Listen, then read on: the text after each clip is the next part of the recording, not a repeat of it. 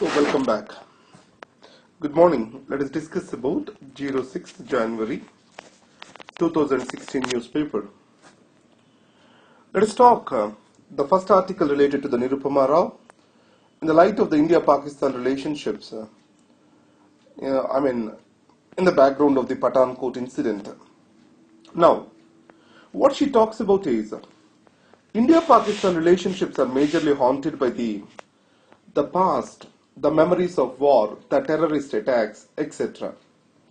So the Pakistani establishment cannot come out of the defeats they faced in the war, and India cannot come out of the terrorist backstabbing they faced, the 26/11, the present Pathankot event, everything.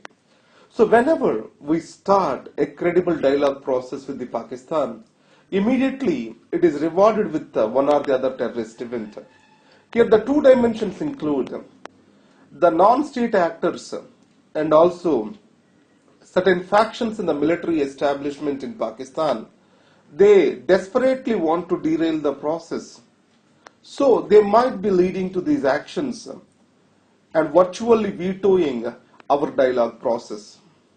Or the second thing is, the civilian administration also clearly knows about these terrorist incidents or their mindsets, but it is doing nothing to halt them, fearing its own existence. So in this context, what India shall do is the question.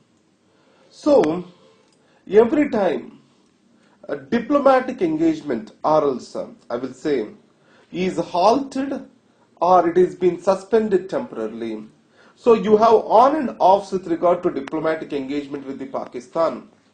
So it is more like a white flag arrangement. White flag arrangement means it's a meeting in between the wartime or else. So there is a temporary halt or temporary stopover meeting rather than a continuous discussion. So India shall understand how deep the problem in Pakistan is, how its power centers are multi-headed, and in this context, the solution or way forward is a gradual engagement and resolving of the issues in a phase-wise manner or in a gradual manner. So, display of strength and flexibility, these are the signs of a mature nation. So, talking does not make us a weak or something. At the same time, we also shall be vigilant with regard to our preparedness, that is intelligence assessments, systemic coordination between our agencies, etc. The peace is in the good of both the nations, and people on both the nations, they are willing to have the peace. That is the reason why Prime Minister Modi's visit to Lahore, it has got such a big applaud from both the sides. So vigilant intelligence mechanisms on Pakistani move are necessary. At the same time, the diplomacy also shall be given its space to continue. Now, how we have handled the Pathankot incident also raised certain red flags. Now, there is no intelligence coordination.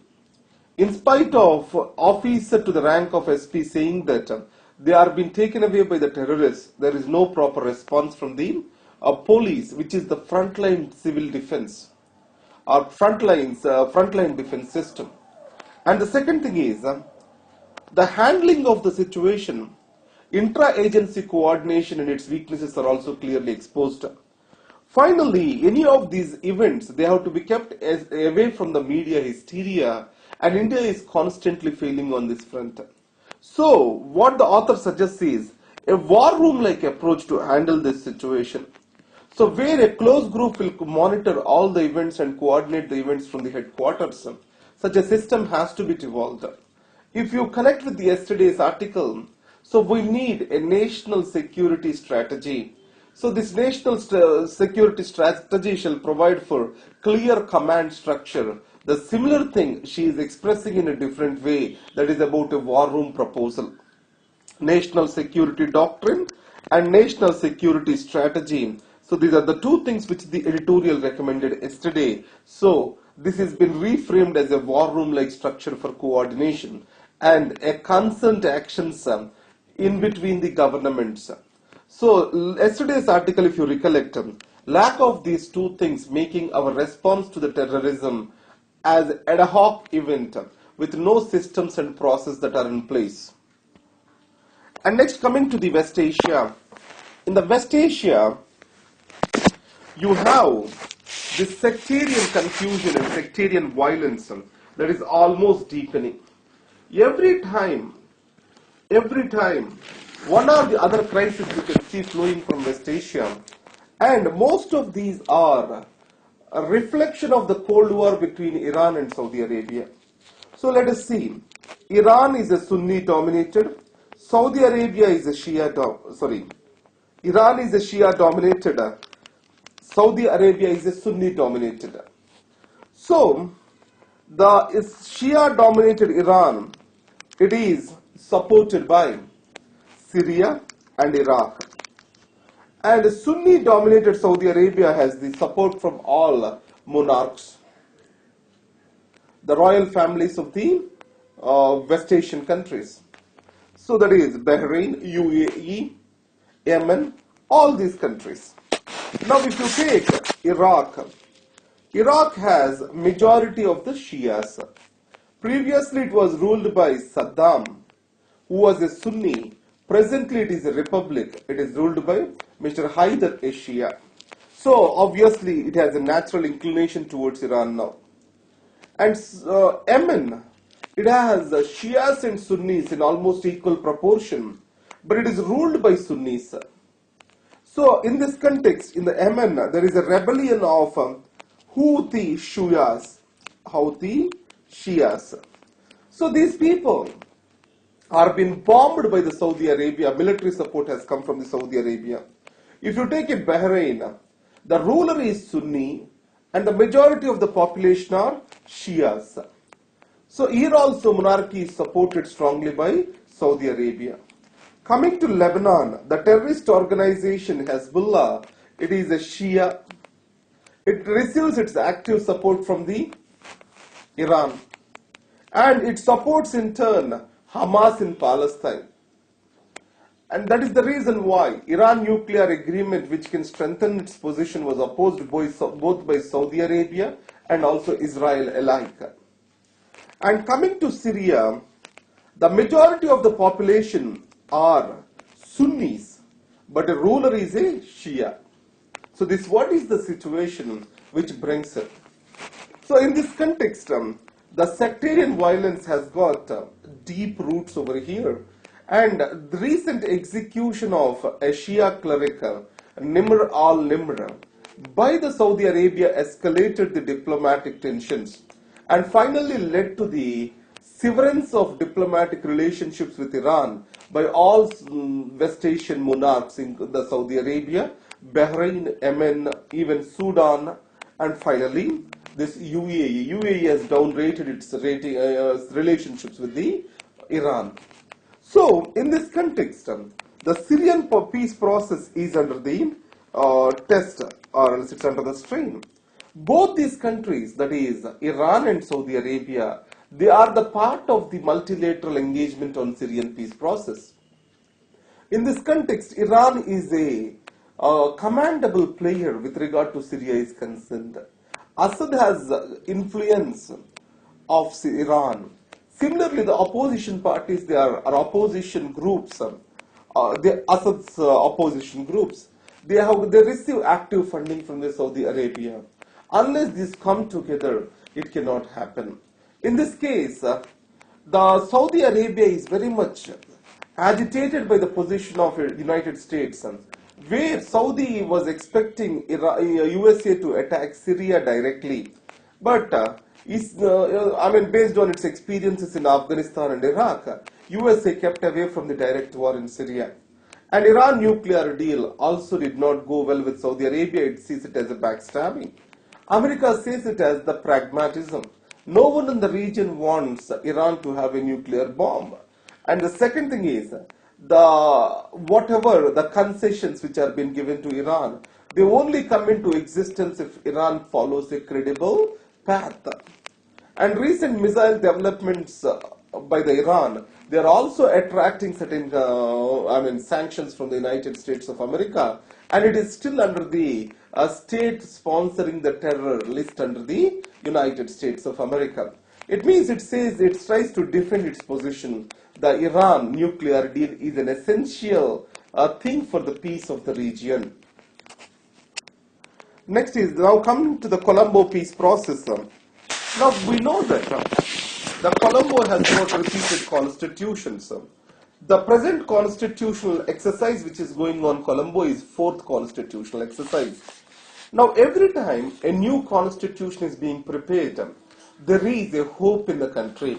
But however, once it is put for implementation, the institutional failures are glaring, and it is leading to something called tensions between the various ethnicities in so-called Sri Lanka. In this context, the present constitutional process is also giving new hope. So, what it has to do?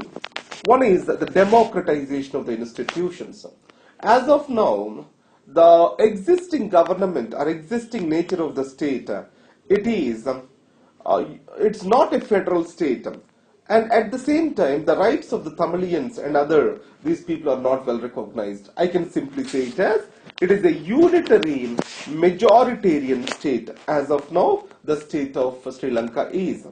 So the executive presidential system will not provide for the clear reflection of all these groups, or it will not provide for a space for every different diversities in the government. So Sri Lanka can better move towards a parliamentary system, Westminster parliamentary system. So India's major solution to its diversities is through its parliamentary system. Sri Lanka also can move towards that system. And second thing is, the unitary system has to give away the federal system. So India-Sri Lanka peace agreement and also 13th Constitutional Amendment Act, they have many lessons for the Sri Lanka to learn from. And finally, the constitutional safeguards to minorities, they have to be put in place and they have to be implemented properly. So this makes the Sri Lankan road for peace more sustainable. Now here they have given what is the process towards the constitutional amendment, etc., or how new constitution comes into existence. We don't need that. So we are providing for a wider engagement in Sri Lanka. The wider engagement can come through rights to the minorities, through a new federal arrangement where the autonomy or else more powers are transferred to the local units or the states. And finally, we shall have more representative democracy. The parliamentary form of system will be better to the Sri Lanka. Next, going through the peace process, this particular green challenges. So if you observe green safeguards, what the argument here is this: no development can be sustainable without taking into consideration the environment and societal factors.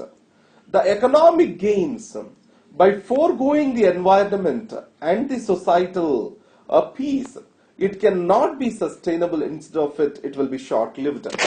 So in this context, certain recommendations can be made to the international agencies that are bringing in the safeguards, environmental safeguards with regard to the infrastructure project developments. How I will use this information is, wherever the regulation has to come up, how the regulation has to be. Either in the case of international safeguards which the various banks are supposed to implement, or any regulatory practice in India, it has to follow the same kind of methodology. So keep these 4 points in your mind. The regulatory agencies is there in your syllabus. If you are talking about effectiveness of the regulation, keep 4 points in mind.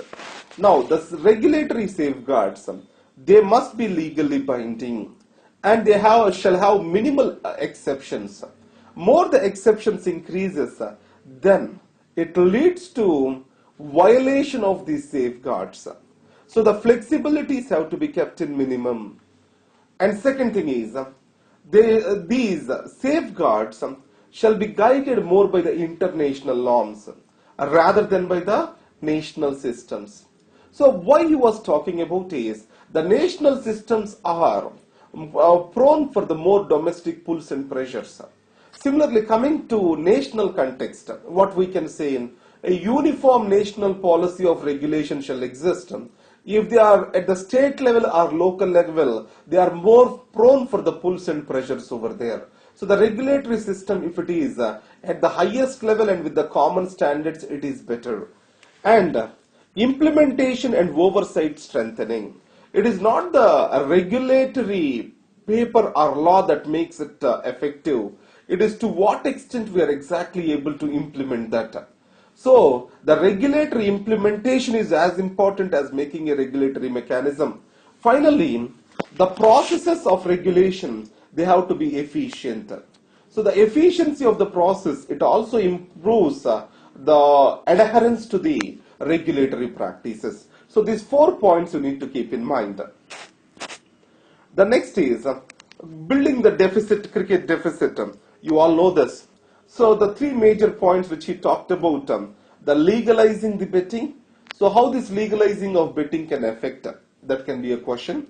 And the second thing is bringing BCCI and sport agencies under right to information to improve the transparency.